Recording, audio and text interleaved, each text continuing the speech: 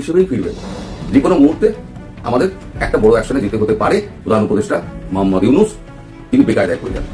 সেনাবাহিনী আবার প্লেন পাঠিয়ে এখান থেকে নিয়ে যাবে, সঙ্গে যাবে রাফেল বিমান। ব্রেকিং নিউজ, আওয়ামী লীগের মরণকালের সারাদিন একদম সকাল থেকে সন্ধ্যা পর্যন্ত একটি হরতালের ডাক দিলেন। এত দ্রুত যে আওয়ামী লীগ মাঠে নেমে পড়বে সেটা কিন্তু কল্পনা করি নাই। 18 তারিখ সকাল থেকে সন্ধ্যা পর্যন্ত আওয়ামী লীগের বিরাট একটি হরতালের ডাক দিলেন। নষ্ট ব্রাহ্মণ পিনাকি ভট্টাচার্যকে ফ্রান্সে গ্রেপ্তার করা হয়েছে। এখন থেকে আরো 2 ঘন্টা আগে, পৌনে 2 ঘন্টা আগে গ্রেপ্তার হয়েছে ফ্রান্সে। কেন পিনাকি ভট্টাচার্যকে ফ্রান্সে গ্রেপ্তার করা হলো? গ্রেপ্তার কি বাংলাদেশ সরকার করাইলো? লেখক ও অনলাইন অ্যাক্টিভিস্ট পিনাকি ভট্টাচার্যের বিরুদ্ধে ডিজিটাল নিরাপত্তা আইনে মামলা হচ্ছে। যে পিনাকি ভট্টাচার্য সম্প্রতি ফ্রান্সে রাজনৈতিক আশ্রয় পেয়েছে। এখন তার এই আশ্রয় পাওয়া নিয়ে ফ্রান্সে বসবাসরত বাংলাদেশি কমিউনিটির মধ্যে বিভিন্ন ধরনের কথাবার্তা এবং কারো কারোর মধ্যে উত্তেজনা দেখা দিয়েছে। যে পিনাকি ভট্টাচার্য হচ্ছেন 289 জন শিশু হত্যাকারী, তিনি কোন ক্যাটাগরিতে রাজনৈতিক আশ্রয় পেলেন এই ফ্রান্সে, এটা নিয়ে কথাবার্তা চলছে। সরকারের একটি ঘনিষ্ঠ সূত্র জানিয়েছেন 20 ফেব্রুয়ারি শেষ কর্মদিবস হতে যাচ্ছে নাহিদ ইসলামের। সেদিনই তার পদত্যাগ করার জোর সম্ভাবনা রয়েছে। কে হচ্ছেন নতুন উপদেষ্টা? নাহিদ ইসলাম পদত্যাগ করছেন। কি ঘটতে যাচ্ছে সরকারের মধ্যে? ইউনূস সরকারকে আমি চ্যালেঞ্জ করি, আপনি কন্ট্রোল করেন না, আপনাকে কন্ট্রোল করে ওরা। যারা মুক্তিযুদ্ধ মানে না, পাকিস্তানের আলবদর এবং রাজাকারদের সন্তান, আলবদরদের রাজাকারদের সন্তানের শাসন মানব না, তখন কি পুশ পিছে। তারা আসলে শেখ হাসিনার পতনটাকে অনেক বেশি পরিমাণে ত্বরান্বিত করেছিল বিএনপি। আসসালামু আলাইকুম দর্শক, আশা করি সবাই ভালো আছেন। নতুন একটি ভিডিওতে সবাইকে স্বাগত। বাংলাদেশের রাজনৈতিক প্রেক্ষাপটে ভিডিওর শুরুতে কিছু ভিডিওর অংশ বিশেষ আপনারা দেখেছেন। মূলত আজকের এই ভিডিওটিতে সেই সকল ভিডিওর বিস্তারিত আলোচনা দেখতে পাবেন। ভিডিওর শুরুতে যে সকল ভিডিও দেখেছেন তা থেকে আন্দাজ করতে পেরেছেন আজকের এই ভিডিওটি কতটুকু গুরুত্বপূর্ণ হতে চলেছে। অতএব চলুন না টেনে একটি লাইক দিয়ে সম্পূর্ণ ভিডিওটি দেখে আসেন। আর এই আশ্রয় পাওয়া নিয়ে ফ্রান্সে বসবাসরত বাংলাদেশি কমিউনিটির মধ্যে বিভিন্ন ধরনের কথাবার্তা এবং কারো কারোর মধ্যে উত্তেজনা দেখা দিয়েছে। অর্থাৎ তারা বলতে চাচ্ছেন যে পিনাকি ভট্টাচার্য হচ্ছেন 289 জন শিশু হত্যাকারী, তিনি কোন ক্যাটাগরি রাজনৈতিক আশ্রয় পেলেন এই ফ্রান্সে, এটা নিয়ে কথাবার্তা চলছে। এখন অভিযোগ আছে পিনাকি ভট্টাচার্য 2008 সালে পপুলার ফার্মাসিউটিক্যালস কোম্পানিতে চাকরি করতেন এবং তিনি ওইটার সিও ছিলেন। এবং অভিযোগ আছে যে সরকারের ঔষধ প্রশাসন ও স্বাস্থ্য অধিদপ্তরের দুর্নীতিবাজ কর্মীদের সাথে সিন্ডিকেট করে তিনি কোটি কোটি টাকা লুটপাট করেছেন এবং কালাজোরে ক্যাপসুলে ময়দা ঢুকিয়ে দিয়ে দিয়েছেন। তখন সেই সরকারি কাজ পাওয়ার জন্য জার্মানির একটা বিখ্যাত কোম্পানি নাম হলো ইটার্না জেন্টালিস, তারাও কাজ পাওয়ার জন্য আবেদন করেছিল।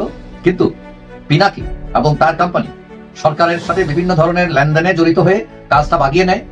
কিন্তু পরবর্তীতে দেখা যায় এই তারা যে ক্যাপসুল সাপ্লাই দিয়েছিল পপুলার ফার্মাসিউটিক্যালস পিনাকের কোম্পানি, সেই কোম্পানির ওষুধ খেয়ে কালাজোরের ক্যাপসুল খেয়ে মানে রোগী ভালো হচ্ছিল। এবং পরে সেটা পরীক্ষা নিরীক্ষা করে দেখা যায় ওই ক্যাপসুলের ভিতর কোনো ওষুধ নেই, ময়দা ঢুকানো। এবং পরবর্তীতে সরকার এই কোম্পানির সকল ঔষধ উৎপাদন বিক্রয় নিষিদ্ধ করে এবং পিনাকি পরবর্তীতে পালিয়ে বিদেশ চলে আসে। এখন এই পিনাকি ফ্রান্সে সম্প্রতি রাজনৈতিক আশ্রয় পেয়েছেন। এখন ফ্রান্সে অবস্থানরত বাংলাদেশের লোক এবং বিশেষ করে আওয়ামী লীগের লোক যারা আছেন, শোনা যাচ্ছে তারা প্রস্তুতি নিচ্ছেন যে সরকারের এই সিদ্ধান্তকে চ্যালেঞ্জ দেওয়ার। তারা প্রস্তুতি নিচ্ছেন যে একটা রিট পিটিশন করবেন এবং সেটা সাবমিট করবেন সরকারের কাছে আদালতে। তারা বলতে যাচ্ছেন যে তার রাজনৈতিক আশ্রয় পাওয়ার যোগ্যতা নেই, কারণ তিনি ওই কালাজোরের ওষুধ ভুয়া ওষুধ বানিয়ে 289 জন শিশুকে হত্যা করেছেন। এখন এইটা যদি ঘটে তাহলে পিনাকি অনেকটা বেকায়দায় পড়ে যাবে, কারণ দীর্ঘদিন চেষ্টার পর তিনি রাজনৈতিক আশ্রয় পেয়েছেন। এখন যদি আশ্রয় আবার বাতিল হয়ে যায় তাহলে তার জন্য হয়তো অনেক সমস্যা দেখা দিবে। এখন আমরা দেখেছি যে বিগত যে শেখ হাসিনা সরকারের যে পতন হয়েছে, এই পতনের পিছনে অনেক অ্যাক্টিভিস্ট আছেন অনলাইনে, ইউটিউবার। তাদের মধ্যে অন্যতম হচ্ছেন পিনাকি ভট্টাচার্য, ইলিয়াস হোসেন, কনক সরোয়ার। এরা উল্লেখযোগ্য ভূমিকা পালন করে, যার ফলে আওয়ামী লীগ ঘরানার যারা আছেন তারা খুবই বিক্ষুব্ধ এদের উপর। এবং তাছাড়াও এখন তারা সরকারের বিরুদ্ধে কথা বলছেন অনেকেই। তো যাই হোক, এখন পিনাকির এই ঘটনা নিয়ে কি দাঁড়ায় এটা এখন অপেক্ষার পালা। আমরা দেখবো যে আসলে কিছু হচ্ছে কিনা। আমি যবে থেকে ভিডিও করছি তবে থেকে আমি একটা কথাই বলে যাচ্ছি যে শেখ হাসিনা তিনি মার্চের 26 তারিখের আগে তিনি বাংলাদেশে ফিরবেন এবং প্রধানমন্ত্রী হিসেবেই ফিরবেন। এখন পর্যন্ত আমি যে খবর দিয়েছি তা কিন্তু কোনোটাই কিন্তু মিথ্যে হয়নি। সবাই ধীরে ধীরে এখন বুঝতে পারছেন যে আমি হয়তো একটু আগে বলে ফেলেছি। কি করে আমি বললাম সে প্রসঙ্গে আমি যাবো না।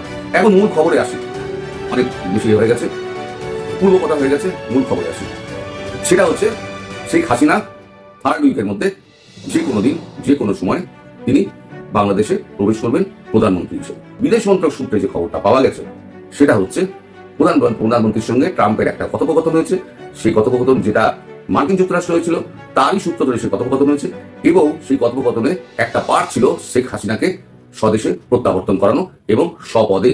আপনাদের হয়তো মনে আছে এর আগে আমাদের সেনাপ্রধানের সঙ্গে বাংলাদেশের সেনাপ্রধানের একটা ভিডিও বার্তালাপ হয়েছিল।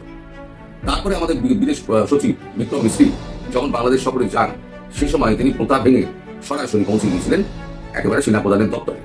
সেখানে গিয়ে সেনাপ্রধানের সঙ্গে আলাদা একটা বৈঠক করেছিলেন, ক্লোজ ডোর মিটিং যাকে বলা হয়।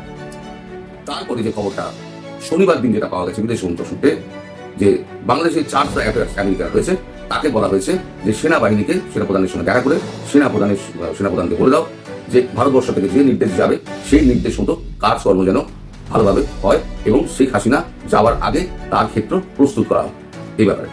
এরপরে সেনাপ্রধান একটি মিটিং ডাকেন, সেখানে লেফটেন্যান্ট জেনারেলরা ছিল। এই লেফটেন্যান্ট জেনারেলের মধ্যে আমি নাম বলবো না, একজন যিনি আমাদের এজেন্সির খুব প্রিয় পাত্র।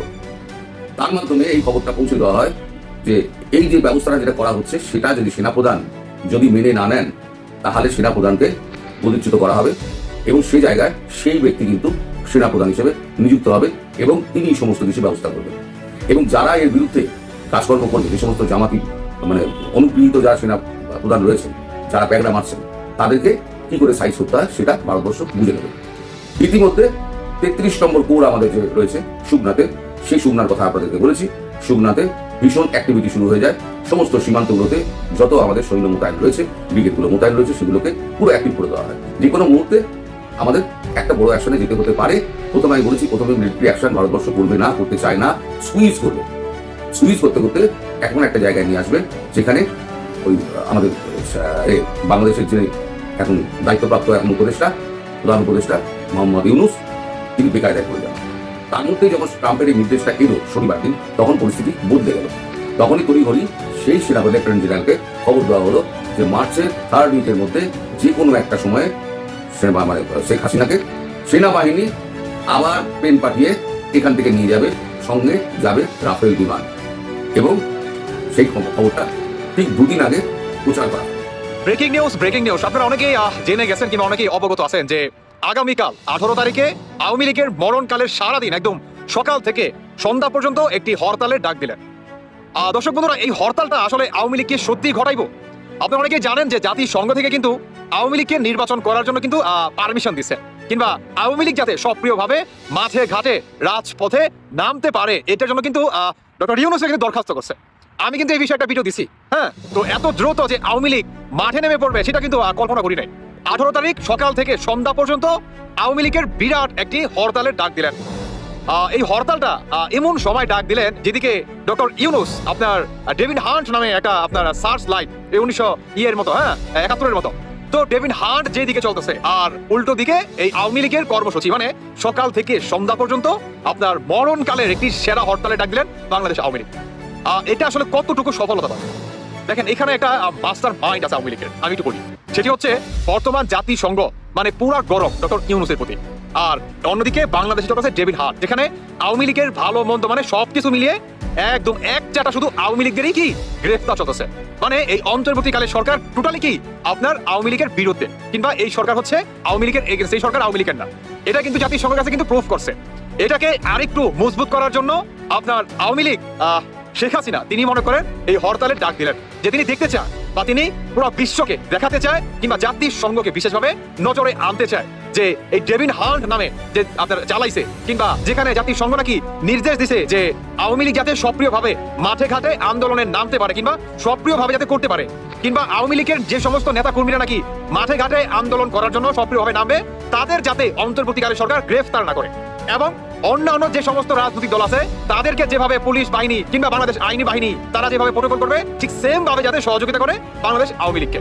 24 তারিখে নতুন দল ঘোষণা হবে এমনটা শোনা যাচ্ছে। তার আগে 22 ফেব্রুয়ারি শহীদ মিনারে এই দ্বন্দ্বের একটা গ্রুপ শহীদ মিনারে একটা সমাবেশ, একটা সংবাদ সম্মেলনের আয়োজন করেছে। সেখান থেকে নতুন কিছু ঘোষণা আসতে পারে এবং ছাত্রদের নতুন দলের মধ্যে যে বিভাজন তৈরি হয়েছে, একাধিক দল ঘোষণা হলেও আশ্চর্য হওয়ার কিছু থাকবে না, সেরকম পরিস্থিতি তৈরি হয়েছে। যখন বৈষম্যবিরোধী ছাত্র আন্দোলন আওয়ামী লীগের বিরুদ্ধে ব্যাপক সরব। আওয়ামী লীগকে নিষিদ্ধ করতে হবে, আওয়ামী লীগের অস্তিত্ব রাখা যাবে না, আওয়ামী রাজনীতি আর করা যাবে না। প্রধান উপদেষ্টা বলছেন যে সবার বাড়ি ঘরে আগুন ধরানো যাবে না, কাউকে মারা যাবে না, নাম মেরে সবাইকে বোঝাতে হবে যে আপনারা ভুল করেছেন, আওয়ামী লীগের লোকজনকে নিজেদের দলে আনতে হবে। অর্থাৎ ছাত্ররা নিজেদের দলে আওয়ামী লীগের লোকজনকে আনবেন, সেরকম পরামর্শ প্রধান উপদেষ্টার তরফ থেকে যখন দেওয়া হয়েছে, তখন ছাত্রদের দল নিয়ে নতুন রকমের দ্বন্দ্ব তৈরি হয়েছে। ছাত্রদের দল নিয়ে নতুন দ্বন্দ্ব এত আলোচনা তৈরি করলো কারণ যখন আগামীকালকে আওয়ামী লীগের হরতাল কর্মসূচি, সেটা নিয়ে সব থেকে বেশি আলোচনা হওয়ার কথা ছিল। আওয়ামী লীগ হরতাল করছে প্রথমবারের মতো, ক্ষমতা থেকে যাওয়ার পরে প্রথমবারের মতো হরতাল ডেকেছে।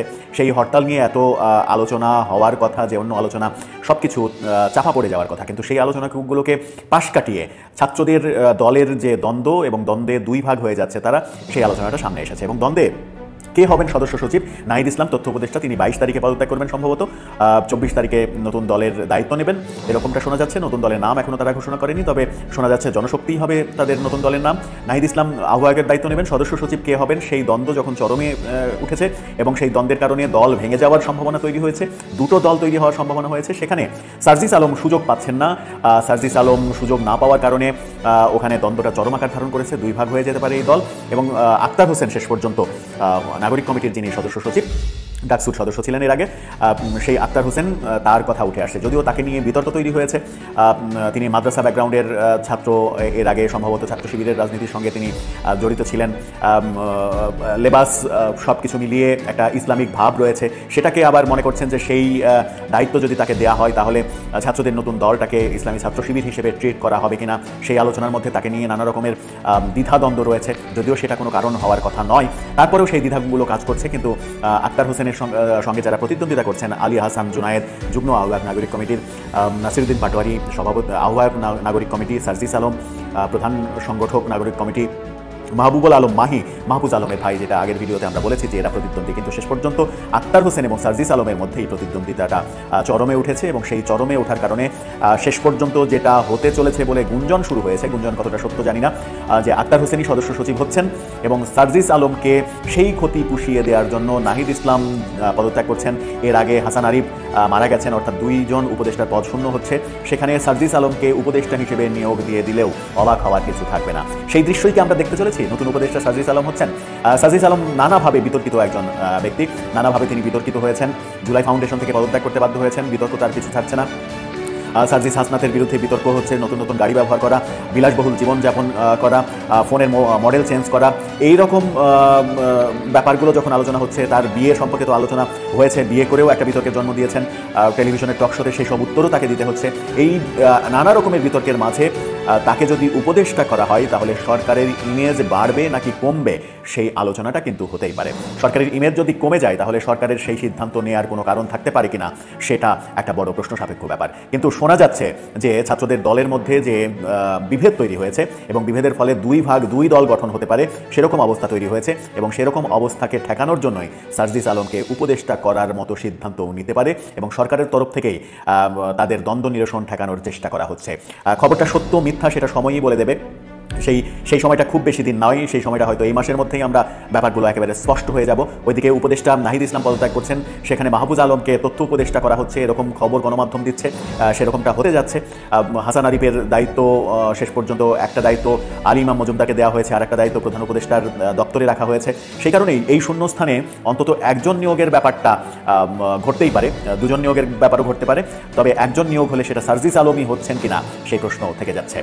সব থেকে আলোচনার ব্যাপার এখন রাজনীতিতে হয়ে গেছে এটা। দর্শক, আপনার কি মনে হয় শেষ পর্যন্ত এই সার্জিস আলম তিনি কি সরকারের উপদেষ্টা হয়ে যাচ্ছেন? ছাত্র সমন্বয়ক থাকা অবস্থায় তার যে জীবনযাপনের যে মুড চেঞ্জ, যে বিলাসবহুল জীবনযাপনের সমালোচনা, আমি আশা করি সম্পূর্ণ ভিডিওটি দেখেছেন এবং বাংলাদেশের এই রাজনৈতিক প্রেক্ষাপট নিয়ে আপনার কি মতামত অবশ্যই কমেন্ট বক্সে জানিয়ে যাবেন। ভিডিওটি ভালো লেগে থাকলে শেয়ার করতে ভুলবেন না। আমাদের এই চ্যানেলে নতুন হয়ে থাকলে চ্যানেলটি সাবস্ক্রাইব করে চ্যানেলের পাশে থাকবেন। আর যারা ইতিমধ্যে চ্যানেলটি সাবস্ক্রাইব করেছেন তাদেরকে অসংখ্য ধন্যবাদ।